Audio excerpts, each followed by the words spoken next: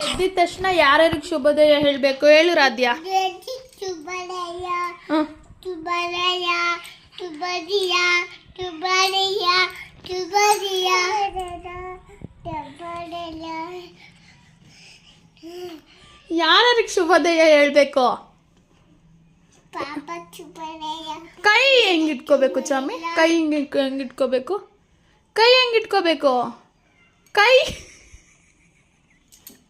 ಶುಭೋದಯ ಶುಭೋದಯ. ಕೈ ಹೆಂಗೆ ನಮಸ್ತೆ ಹಂಗೆ ಹೇಳು ಚಾಮಿ.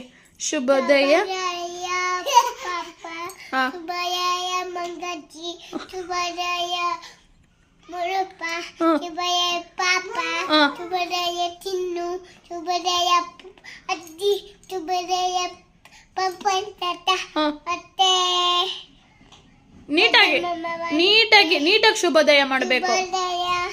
ಶುಭೋದಯ